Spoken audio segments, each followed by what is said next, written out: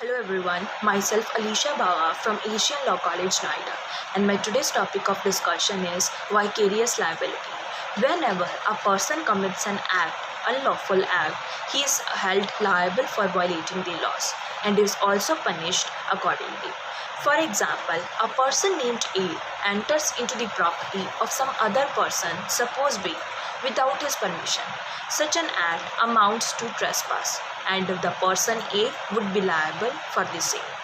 Now, this was the general principle of torts, but sometimes there are acts when one person is liable for the acts not committed by him if he has a certain relation with the person who has actually committed that act. Such relationships include the master servant relationship, principal agent relationship, and so now, the liability in these cases of a person is referred to as vicarious liability. Now, let us discuss what is this vicarious liability. Vicarious liability means liability of a person for an act which has been committed by some another person because of the relationships existing between the two. For example, A is a driver who works for B, and while driving B's car for taking him to his office, he hits C, a pedestrian, due to his negligence. Now, in this case, though B was not driving the car, but he would still be liable for the same because of the master-servant relationship that exists between A and B. Now let us discuss about the relations which comes under the categories of vicarious liability.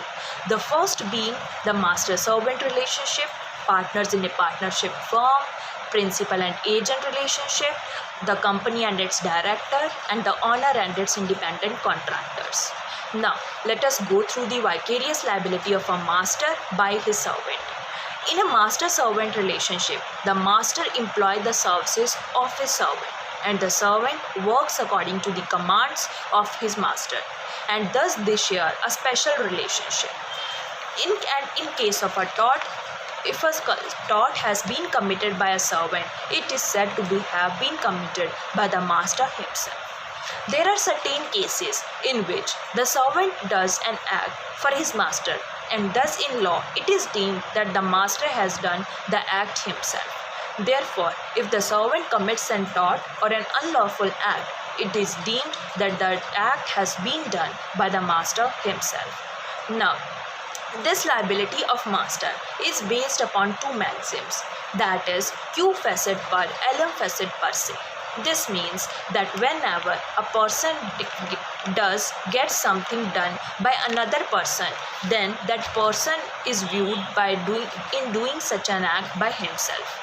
For example, if A is the owner of many trucks and he employs drivers to drive them for the trade, and in that case one of his drivers get involved into an accident because of his rash driving, even though in this case A was not driving the car, but he would still be liable for the same.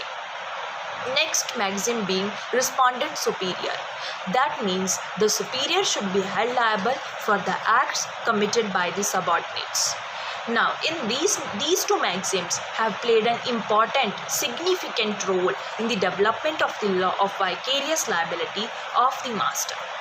Now, let us see what are the essentials that are required for the vicarious liability that exists between the master and servant relationship. The first one being the servant has committed an act which amounts to tort, and the tortious act should be done in the course of employment. So these were the two essentials that are required for the vicarious liability to exist between the master and servant. Now, let us discuss about the reasons for the liability of masters. An act which is committed by a servant is considered to be done by the master through him, and therefore in law of torts it is assumed that if any wrong is done by the servant, it has been committed by his master indirectly, and so the master is held liable for all his wrongs. Now, the servant is in a better financial position than the servant himself. So, as compared to the servant, thus in case of any loss that is caused by the tortious act, the servant Because of the servant, the master is better suited to pay off the damages to the victim of the act. Also, since the master is made liable, he makes sure and takes certain reasonable precautions are carried out so that he can avoid such liability. Third being, when a servant does an act, the benefit from such an act is enjoyed by the master, and thus for the liability arising out of the servant's act, the master should also shoulder that liability. Now, let us discuss about the wrong committed willfully by a servant with the intention of serving the purpose of his master. If a servant does an act willfully or improperly, then the master will be held liable for any wrong arising out of such act, if such an act is done in course of employment. Next being the case, that is the Limpus versus London General Omnibus Company. In this case, the driver of the defendant company willfully and against the express orders to not to involve in any racing or to not to obstruct another omnibus's companies had driven to obstruct the other omnibus of the plaintiff. In this case, the court held that defendant company was liable because the act done by the driver was in the due course of employment. The second case being in Peterson versus Royal Oak Hotels Limited. The plaintiff was a customer who on being intoxicated was refused further drinks by the barman, and the barman was employed under the respondent, and thus the plaintiff threw a glass at him. The barman took a piece of glass and he threw it back, which hits the eye of the plaintiff.